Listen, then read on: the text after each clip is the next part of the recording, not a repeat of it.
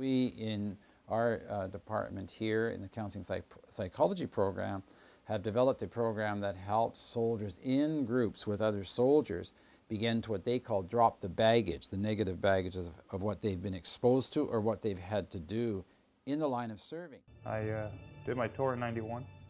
I had a stroke and we got shot at in Kuwait, and we seen a lot of death and destruction, but we never talked about it when we got back. So it was a very, very bad time for me. I considered it to be spiraling into a very deep depression, of which the only way out that I could see was by taking my own life.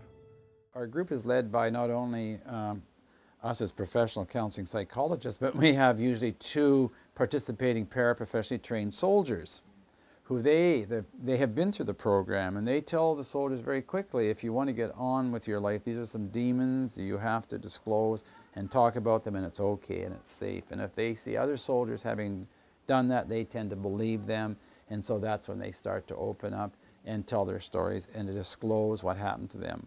Really very important. It's not just talking about it, but they talk about dropping baggage, they mean really releasing a lot of the emotion that they carried. And I think the dominant emotion that you'll see released by them is a lot of grief. There are a group of people out here that are willing to sit down, listen to what you have to say, not judge you for one word that you say, but are willing to put their time, their after-hour time, weekend time, in helping you and guiding you back to where you should have been before you left the service. The outcomes that we see are usually, first off, an increase in self-esteem, a reduction in depression, reduction in some of the symptoms that, for instance, many of the soldiers will say, I no longer have the nightmares anymore.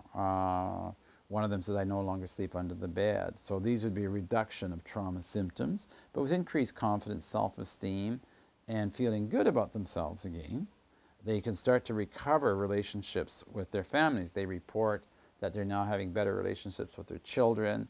Instead of heading for divorce, as some of them fear, they actually, in many cases, feel they are rebuilding their relationships with their spouses. I think the Canadian society owes this to people who are doing this, and I talk about it's like after sales service. We sell these people on something they should do, and then we don't support them when they return, knowing that they have tremendous reentry difficulties, many of them. So I think there's a lot of interest in the public sector of Canada just by looking at the responses to the publicity we get. And some of the military are committed to it, but I think their priorities are primarily preparing people for war.